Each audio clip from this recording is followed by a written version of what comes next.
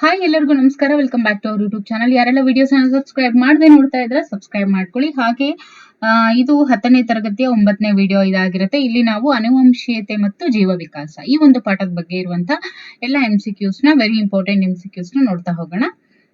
ಮೊದಲನೇ ಪ್ರಶ್ನೆ,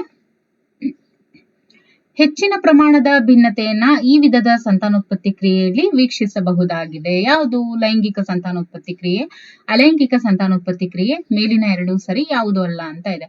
ನೋಡಿ, ಹೆಚ್ಚಿನ ಪ್ರಮಾಣದ ಭಿನ್ನತೆಯನ್ನ ಯಾವ ವಿಧದ ಸಂತಾನೋತ್ಪತ್ತಿ ಕ್ರಿಯೆಯಲ್ಲಿ ನಾವು ವೀಕ್ಷಿಸಬಹುದು ಅಂತ ಹೇಳಿದ್ರೆ ಅದು ಲೈಂಗಿಕ ಸಂತಾನೋತ್ಪತ್ತಿ ಕ್ರಿಯೆಯಲ್ಲಿ ಮಾತ್ರನೇ ಸಾಧ್ಯ.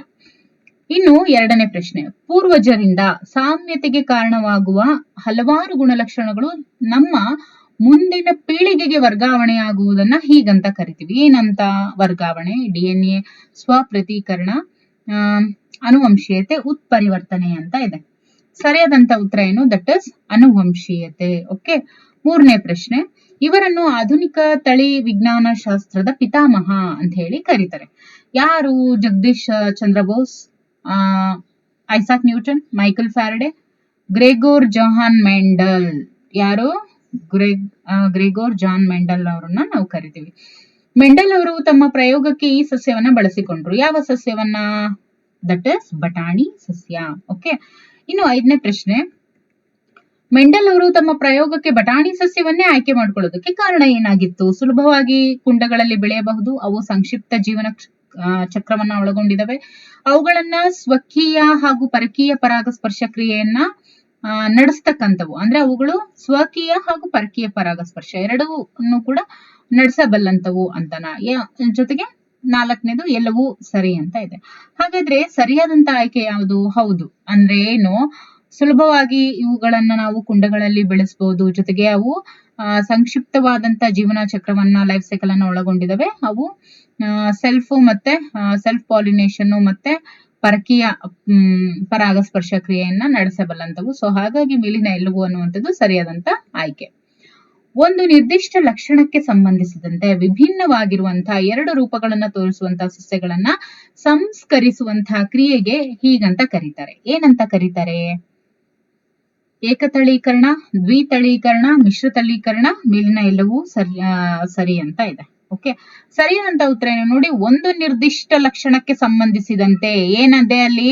ಒಂದು ನಿರ್ದಿಷ್ಟ ಲಕ್ಷಣಕ್ಕೆ ಸಂಬಂಧಿಸಿದಂತೆ ವಿಭಿನ್ನವಾದ ಎರಡು ರೂಪಗಳನ್ನ ತೋರಿಸುವಂತಹ ಸಸ್ಯಗಳನ್ನ ಸಂಸ್ಕರಿಸುವಂತಹ ಕ್ರಿಯೆಗೆ ಏಕತಳೀಕರಣ ಅಂತ ಹೇಳಿ ಕರೀತಾರೆ. ಏಳನೇ ಪ್ರಶ್ನೆ, ಏಕತಳೀಕರಣದಲ್ಲಿ ಎತ್ತರ ಹಾಗೂ ಗಿಡ್ಡ ಸಸ್ಯಗಳ ವ್ಯಕ್ತರೂಪ ಅನುಪಾತ ಯಾವುದು ಅಂತ ಕೇಳಿದ್ದಾರೆ. ಫಿನೋಟಪಿಕ್ ರೇಷಿಯೋ ಆಫ್ ಏಕತಳೀಕರಣ ಯಾವುದು? That is 3:1. ಓಕೆ, 3:1. ಇನ್ನು ಎಂಟನೇ ಪ್ರಶ್ನೆ, ಒಂದು ಸಸ್ಯದಲ್ಲಿ ಒಂದು ಗುಣಕ್ಕೆ ಕಾರಣವಾದ ಎರಡು ವಿಭಿನ್ನ ಅಂಶಗಳು ಒಟ್ಟಿಗೆ ಇದ್ದಾಗ ಮುಂದಿನ ಪೀಳಿಗೆಯಲ್ಲಿ ಅವುಗಳಲ್ಲಿ ಯಾವ ಗುಣ ಮೊದಲು ವ್ಯಕ್ತವಾಗುತ್ತೆ ಅಂತ ಕೇಳಿದರೆ. ಅವುಗಳಲ್ಲಿ ಯಾವ ಗುಣ ಮೊದಲು ವ್ಯಕ್ತವಾಗುತ್ತೆ ಅಂತ ಕೇಳಿದರೆ. ಯಾವ ಗುಣ ವ್ಯಕ್ತವಾಗುತ್ತೆ? ಯಾವಾಗ್ಲೂ ಅದರಲ್ಲಿ ಪ್ರಬಲ ಗುಣ ವ್ಯಕ್ತ ಆಗುತ್ತೆ. ನೋಡಿ, ಒಂದು ಸಸ್ಯದಲ್ಲಿ ಒಂದು ಗುಣಕ್ಕೆ ಕಾರಣವಾಗಿರುವಂತಹ ಎರಡು ವಿಭಿನ್ನ ಅಂಶಗಳು ಇದ್ದಾಗ, ಒಟ್ಟಿಗೆ ಇದ್ದಾಗ ಮುಂದಿನ ಪೀಳಿಗೆಯಲ್ಲಿ ಅವುಗಳಲ್ಲಿ ನಾವು ಪ್ರಬಲ ಗುಣ ಮೊದಲ ವ್ಯಕ್ತವಾಗುತ್ತೆ. ಪ್ರಬಲ ಗುಣ ಅದರಲ್ಲಿ ಮೊದಲು ವ್ಯಕ್ತವಾಗುವಂಥದ್ದು. ಓಕೆ. ಈಗ ಫಾರ್ ಎಕ್ಸಾಂಪಲ್ ಇದು ಡ್ವಾರ್ಫ್ ಇದೆ, ಅಂದ್ರೆ ಇದು ಚಿಕ್ಕದಿದೆ, ಇದು ದೊಡ್ಡದಿದೆ ಅಂತ ಇಟ್ಕೊಳ್ಳಿ. ಅಲ್ಲೇನಾಗುತ್ತೆ? ಮುಂದಿನ ಪೀಳಿಗೆಯಲ್ಲಿ ದೊಡ್ಡದೇನೆ, ಅಂದ್ರೆ ದೊಡ್ಡದು ಪ್ರಬಲ ಇರೋದ್ರ ಕಾರಣ ಫಸ್ಟ್ ವ್ಯಕ್ತವಾಗುವಂಥದ್ದು ದೊಡ್ಡದೇ ಆಗಿರುತ್ತೆ ಅಂತ. ಓಕೆ. 9ನೇ ಪ್ರಶ್ನೆ, ಎರಡು ನಿರ್ದಿಷ್ಟ ಲಕ್ಷಣಕ್ಕೆ ಸಂಬಂಧಿಸಿದಂತೆ ವಿಭಿನ್ನವಾದ ಎರಡು ರೂಪಗಳನ್ನ ತೋರಿಸುವಂತಹ ಸಸ್ಯಗಳನ್ನ ಸಂಸ್ಕರಿಸುವ ಕ್ರಿಯೆಗೆ ಏನಂತ ಕರೀತಾರೆ? ಎರಡು ನಿರ್ದಿಷ್ಟ ಲಕ್ಷಣಕ್ಕೆ ಸಂಬಂಧಿಸಿದಂತೆ ವಿಭಿನ್ನವಾದ ಎರಡು ರೂಪಗಳನ್ನ ತೋರಿಸುವಂತಹ ಸಸ್ಯಗಳನ್ನ ಸಂಸ್ಕರಿಸುವಂತಹ ಕ್ರಿಯೆಗೆ ಏನಂತ ಕರೀತಾರೆ? ದಟ್ ಈಸ್ ದ್ವಿತಳೀಕರಣ. ನೋಡಿ, ಎರಡು ನಿರ್ದಿಷ್ಟ ಲಕ್ಷಣಕ್ಕೆ ಸಂಬಂಧಿಸಿದಂತೆ ಆದ್ರೆ ಅದು ದ್ವಿತಳೀಕರಣ ಆಗುತ್ತೆ. ಒಂದು ನಿರ್ದಿಷ್ಟ ಲಕ್ಷಣಕ್ಕೆ ಸಂಬಂಧಿಸಿದಂತೆ ಆದ್ರೆ ಅದು ಏಕತಳೀಕರಣ ಆಗುತ್ತೆ. ಓಕೆ. ಮುಂದಿನ ಪ್ರಶ್ನೆ, F1 ಪೀಳಿಗೆಯಲ್ಲಿ ಯಾವಾಗಲೂ ಈ ರೀತಿಯ ಪರಾಗಸ್ಪರ್ಶ ಕ್ರಿಯೆ ನಡೆಸಲಾಗುತ್ತೆ. ನೋಡಿ, ಯಾವಾಗ್ಲೂ F1 ಪೀಳಿಗೆಯಲ್ಲಿ ಏನಾಗುತ್ತೆ ಅಂತ ಹೇಳಿದ್ರೆ ಸ್ವಕೀಯ ಪರಾಗಸ್ಪರ್ಶ ಕ್ರಿಯೆ ನಡೆಸಲಾಗುತ್ತೆ. F1 ಜನರೇಷನ್ ಅಲ್ಲಿ ಸ್ವಕೀಯ ಪರಾಗಸ್ಪರ್ಶ ನಡೆಸುವಂಥದ್ದು. ಇನ್ನು ದ್ವಿತಳೀಕರಣ ದ್ವಿತಳೀಕರಣದಲ್ಲಿ ಸಸ್ಯಗಳ ವ್ಯಕ್ತರೂಪ ಅನುಪಾತ ಯಾವುದು ಅಂತ ಕೇಳಿದ್ದಾರೆ. That is 9:3:3:1. ಓಕೆ, ಇದು ದ್ವಿತಳೀಕರಣ ಸಸ್ಯಗಳ ಫಿನೋಟೈಪ್. ಅದೇ ಏಕತಳೀಕರಣದ್ದು ಯಾವುದು? That is 3:1. ಓಕೆ, ಹೌದಲ್ವಾ? ಕಂಪೇರ್ ಮಾಡ್ತಾ ಓದ್ಕೊಳ್ತಾ ಹೋಗಿ, ನಿಮಗದು ಈಸಿ ಆಗುತ್ತೆ. ಓಕೆ, ನೆಕ್ಸ್ಟ್ ಮುಂದಿನ ಪ್ರಶ್ನೆ. ದ್ವಿತಳೀಕರಣದಲ್ಲಿ F2 ಪೀಳಿಗೆಯಲ್ಲಿ ಕೇವಲ ದುರ್ಬಲ ಗುಣಗಳನ್ನು ಮಾತ್ರ ಹೊಂದಿರುವಂತಹ ಸಸ್ಯಗಳ ಸಂಖ್ಯೆ ಎಷ್ಟು ಅಂತ ಕೇಳಿದ್ದಾರೆ. ಎಷ್ಟು ಅಂತ ಹೇಳಿದ್ರೆ ಅದು ಓನ್ಲಿ 1 ಮಾತ್ರ. ಓಕೆ, ಮುಂದಿನ ಪ್ರಶ್ನೆ 13ನೇ ಪ್ರಶ್ನೆ. ಮಾನವರಲ್ಲಿ ಕಂಡುಬರುವಂತಹ ವರ್ಣತಂತುಗಳ ಸಂಖ್ಯೆ. ಮಾನವರಲ್ಲಿ ಕಂಡುಬರುವಂತಹ ವರ್ಣತಂತುಗಳ ಸಂಖ್ಯೆ ಎಷ್ಟು? ನೋಡಿ, ಮಾನವರಲ್ಲಿ ಕಂಡುಬರುವಂತಹ ವರ್ಣತಂತುಗಳ ಸಂಖ್ಯೆ ಎಷ್ಟು ಅಂದ್ರೆ 23 ಜೋಡಿ ಅಥವಾ 46 ವರ್ಣತಂತುಗಳು. ಓಕೆ, ಇನ್ನು ಮಹಿಳೆಯರಲ್ಲಿ ಹಾಗೂ ಪುರುಷರಲ್ಲಿ ಕಂಡುಬರುವ ಲಿಂಗ ವರ್ಣತಂತುಗಳ ಪ್ರಕಾರ ಅಂತ ಅಂದ್ರೆ ಯಾವುದು?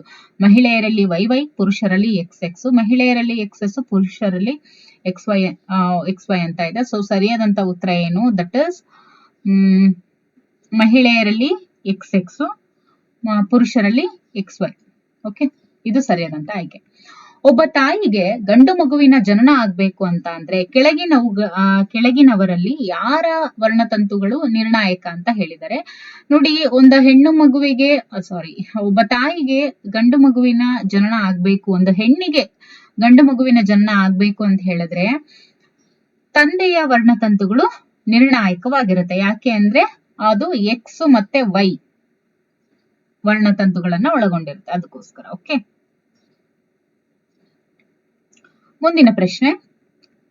ಜೀವಿಗಳಲ್ಲಿ ಯಾವಾಗ ಅನುವಂಶೀಯ ಭಿನ್ನತೆಗಳು ಕಾಣಿಸಿಕೊಳ್ತವೆ? ಜೀವಿಗಳಲ್ಲಿ ಯಾವಾಗ ಅನುವಂಶೀಯ ಭಿನ್ನತೆಗಳು ಕಾಣಿಸ್ಕೊಳ್ತವೆ?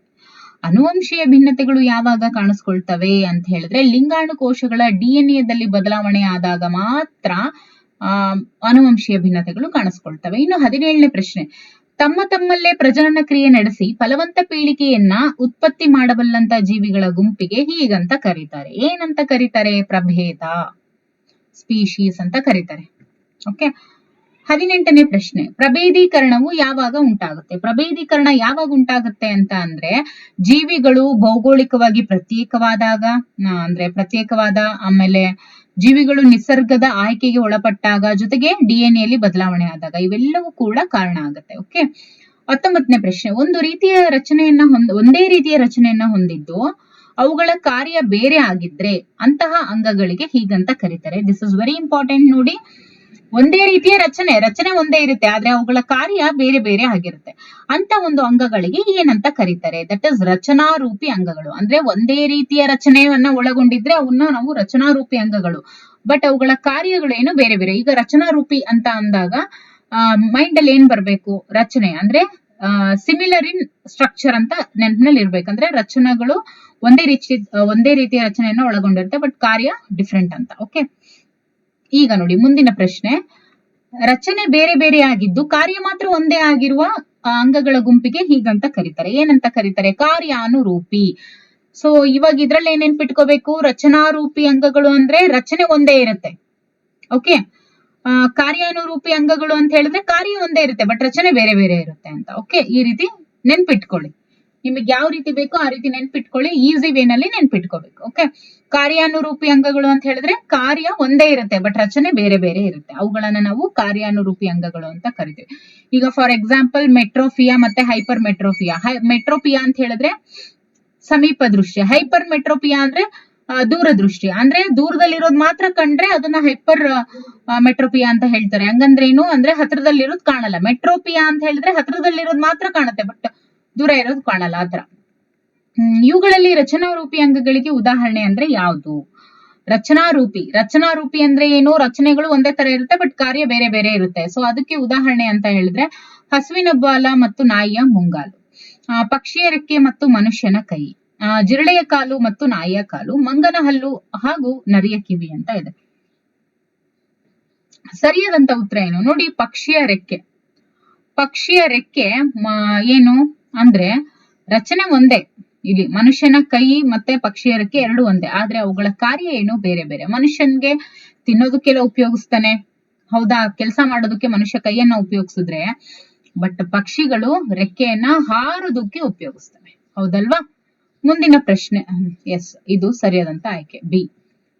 ಇವುಗಳಲ್ಲಿ ಕಾರ್ಯಾನುರೂಪಿ ಅಂಗಗಳಿಗೆ ಉದಾಹರಣೆ ಅಂತ ಅಂದ್ರೆ ಯಾವುದು? ಈಗ ಕಾರ್ಯಾನುರೂಪಿ ಅಂದ್ರೆ ಏನು? ಕಾರ್ಯ ಒಂದೇ ಇರುತ್ತೆ, ರಚನೆ ಬೇರೆ ಬೇರೆ ಇರುತ್ತೆ. ಸೊ ಹಾಗಾದ್ರೆ ಕಾರ್ಯಾನುರೂಪಿ ಅಂಗಗಳು ಅಂತ ಅಂದ್ರೆ ಏನು?